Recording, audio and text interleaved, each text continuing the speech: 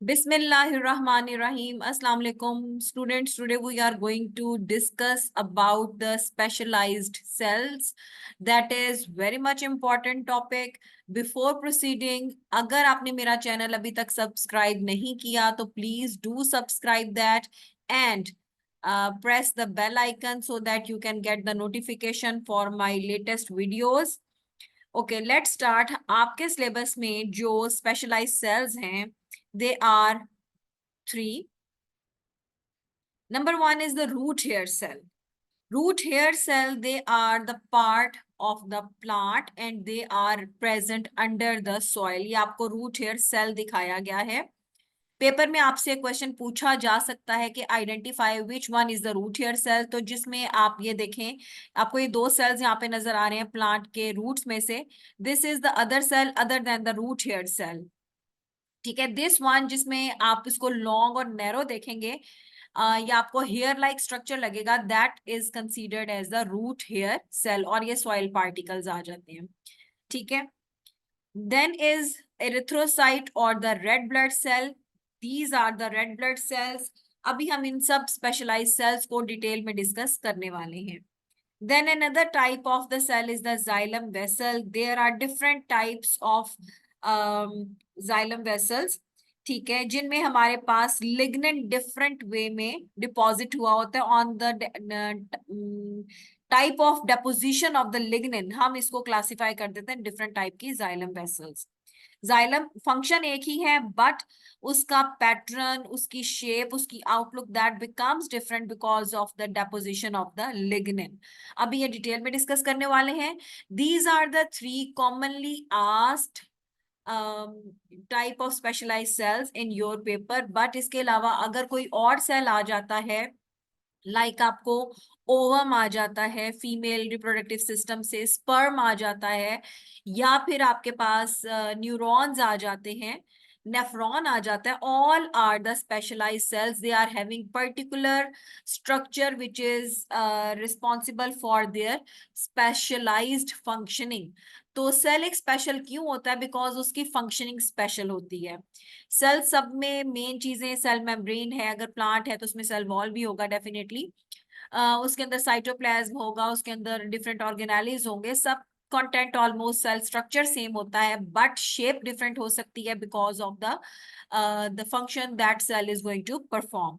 So let's start with the red blood cells. Red blood cells अभी आपको diagram में दिखाऊं, इसमें आपको पेपर में अगर इस तरह से आए, बीच में पोर्शन लाइटर हो, तो that is the red blood cell. That is showing के ये अंदर से सेंटर पार्ट में न्यूक्लियस नहीं है और सेंटर पार्ट से ये थिन होता है, साइड्स इसकी थिक हैं. ठीक है, और due to absence of the nucleus that is thin from the inside, so that is shown you people with the lighter colour या लाइट शेड में दिखाया जाएगा. इसको आइडेंटिफाई करना बहुत इजी रह जाता है. Okay, the basic purpose of red blood cell is to transport oxygen. जहां कहीं पे भी आप आरबीसी का लिखेंगे ऑक्सीजन ट्रांसपोर्टेशन का, ऑक्सी हीमोग्लोबिन आपके पास होना चाहिए. आपने जरूर, दैट इज अ कीवर्ड आपके आंसर में होना चाहिए. दे आर सर्कुलर, ये सर्कल शेप है इसकी, आप देख रहे हैं, that is the biconcave shape अगर साइड व्यू से देखा जाए. Because of this biconcave shape, its surface area to volume ratio increases, so it can transport the oxygen in a better way, क्योंकि इसमें ऑक्सीजन जल्दी जल्दी डिफ्यूज इन आउट हो जाएगी बिकॉज इसका सरफेस एरिया बहुत ज्यादा है. ठीक है, that is not having the nucleus due to which the space is empty for carrying the more haemoglobin. Haemoglobin एक मॉलिक्यूल होता है which can carry, one haemoglobin molecule can carry 8 oxygen atoms और 4 oxygen molecules. तो याद रखना है, due to the absence of the nucleus it can carry more haemoglobin and these are RBCs are able to change their shape into the bell shape while they are passing through the capillaries. अच्छा, यहाँ पर आपको एक और चीज थोड़ी सी बता दूं, that is not from this specialization. आपके पास किसी भी जब ब्लड वेसल दी जाती है उसमें कैपिलरी को कैसे आपने आइडेंटिफाई करना है, जब उसके अंदर से आरबीसीज एक लाइन में पास कर रहे होंगे, because capillaries are the narrowest blood vessels, और इसकी आइडेंटिफिकेशन सिंगल सेल थिक होती है और उसके अंदर से आरबीसी एक एक लाइन में पास हो रहे होते हैं। सो द रीजन इज कि आरबीसी इतने इनका साइज होता है कि that are only can be present in a single form in the capillary, and they can change their shape, because हमारी बॉडी में बहुत से ऑर्गन्स ऐसे हैं जब वो राउंड अप हो रहे होते हैं, कैपिलरी राउंड हो रही होती है, तो वहां से पास होने के लिए इनकी बेल शेप आरबीसी जब अपनी चेंज करते हैं they can easily be transported. Okay, I hope ये आपको कंटेंट समझ आ गया होगा। रेड ब्लड सेल में आपने यही 4 पॉइंट्स लिखने हैं, then you will be able to gain the full marks. Next हमारे पास आ जाती है जी जाइलम वेसल्स। अच्छा, अब मेरा क्वेश्चन आपसे ये है, हम डिस्कस करें specialized cell. By I am talking about a xylem vessel. Vessel क्यों कह रही हूं मैं इसको? अगर आपको इसका आंसर आता है then do write me in the comment section, ठीक है? और अगर आप इसका आंसर जानना चाहते हैं then also again drop your question in the comment section. So xylem vessel, इनका फंक्शन ये है, they are responsible for transporting water and mineral salts from the roots to the stem and the leaves. आपने cell की specialization के लिए cell के structure को relate करना है उसके फंक्शन के साथ, कि ये फंक्शन ये परफॉर्म कर रहा है तो इसमें क्या अडेप्टेशंस ऐसी हैं which are making it more suitable to perform that particular function. Same was the case with the RBC. उसका फंक्शन ऑक्सी हीमोग्लोबिन ट्रांसपोर्ट करना था, और किस तरह से, उसके पास न्यूक्लियस नहीं था, उसके पास जो है ज्यादा हीमोग्लोबिन था, बिकॉज न्यूक्लियस ना होने की वजह से वो ज्यादा हीमोग्लोबिन कैरी कर पाता था। ओके, नेक्स्ट हमारे पास, ये मैं आपको बता रही थी जाइलम वेसल की adaptations. Absence of cross walls. अब अगर आप बहुत सारे सेल्स को ज्वाइन करें और उनके बीच की जो वॉल्स होती हैं, ठीक है, उनको खत्म कर दें, दैट इज क्रॉस वॉल्स हैं वो आपस में खत्म हो जाएंगी, that is absence of cross wall. एक हॉलो कॉलम बन जाएगा, एक स्मूथ सिमेट्रिकल ट्यूब और पाइप बन जाएगा, ठीक है? It don't have the protoplasm. जब इसके अंदर क्रॉस वॉल्स नहीं है, प्रोटोप्लाज्म नहीं है, जब प्रोटोप्लाज्म नहीं है तो it means that is not living. Xylem vessels are dead one because it don't have the protoplasm. So जब प्रोटोप्लाज्म भी नहीं है, सेल के अंदर के कंटेंट्स नहीं है, तो water can move easily through the xylem vessel without any hindrance. किसी रुकावट के बगैर पानी एक स्मूथ फ्लो के साथ मूव कर जाएगा। The walls are strengthened by the lignin, which prevent vessel from collapsing. Lignin की यहाँ पे आपको डेपोजिशन के डिफरेंट चीजें मैंने दिखाई हुई हैं, पिटेड फॉर्म में है, दोनों में रेटिकुलेट है, आपके पास स्पाइरल, एन्युलर, स्केलेरी फॉर्म में, या डिफरेंट फॉर्म्स हैं इसकी जिसमें आपके पास जो लिग्निन है वो डिपॉजिट हुआ हुआ है। अब आपको जो यहाँ पर ये होल्स नजर आने ना, basically these are the empty, और ये सारा लिग्निन डिपॉजिट हुआ होगा यहाँ पे, ये ठीक है, ये आपके पास ये लिग्निन आपको डिपॉजिट नजर आ रहे हैं, ठीक है?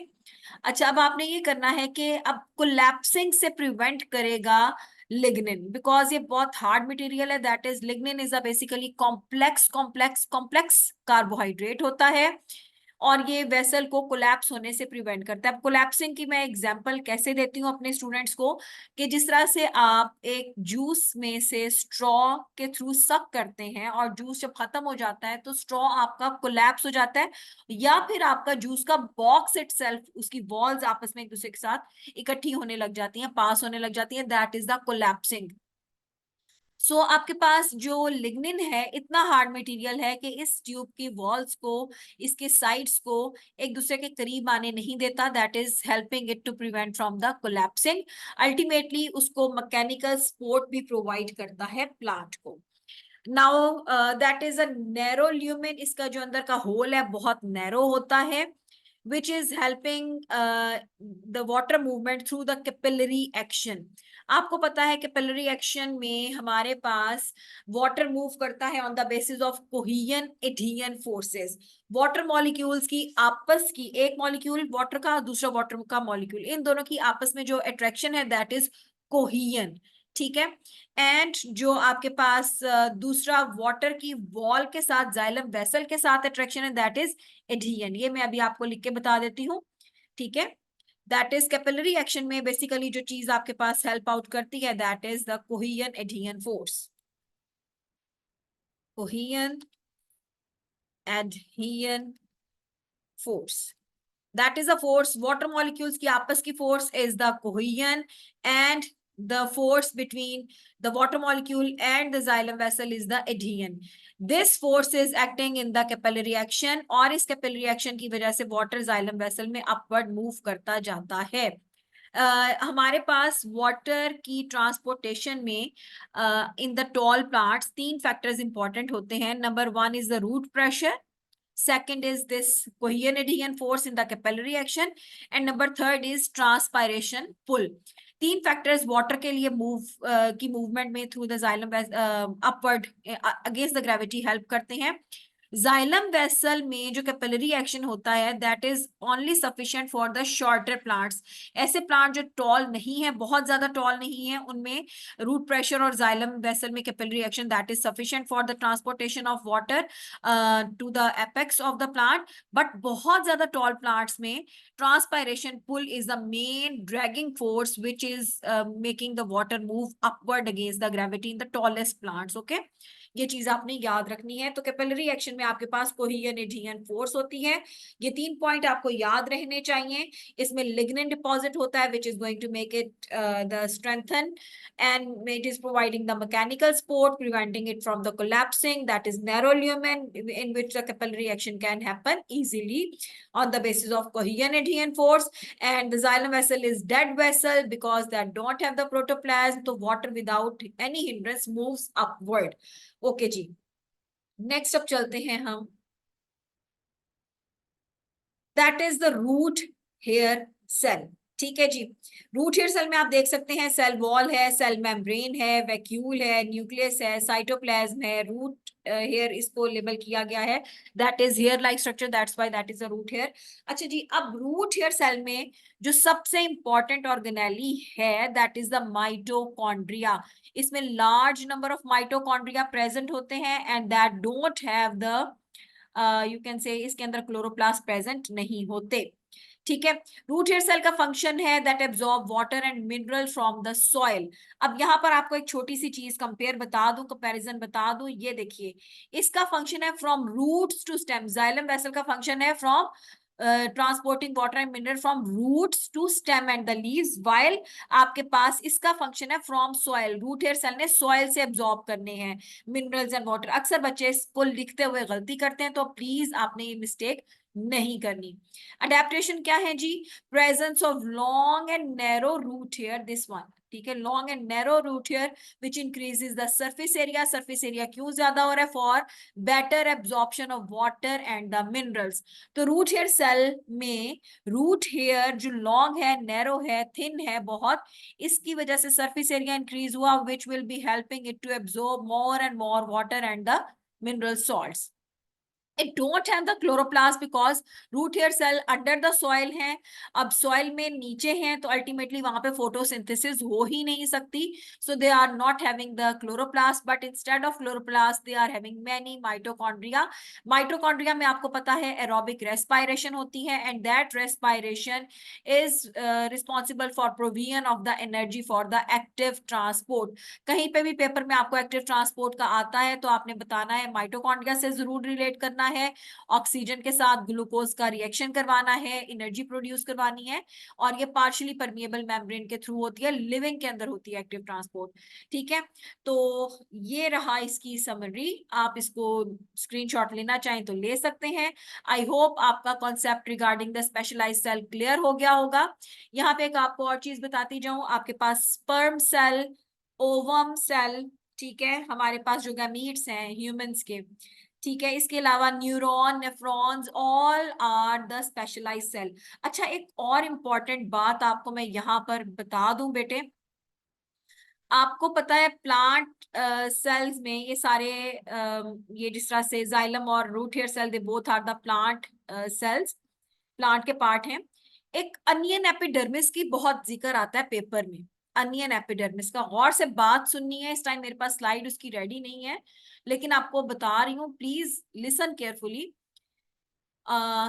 अनियन एपिडर्मिस में क्लोरोप्लास्ट नहीं होते, ठीक है, that is very much important. उसका फंक्शन, उसको वो स्पेशलाइज्ड कैसे है, अनियन एपिडर्मिस सेल स्पेशलाइज इस तरह से है कि वो एक ट्रांसपेरेंट सेल की लेयर होती है। ट्रांसपेरेंट कैसे बन जाती है, because it don't have the chloroplast in it.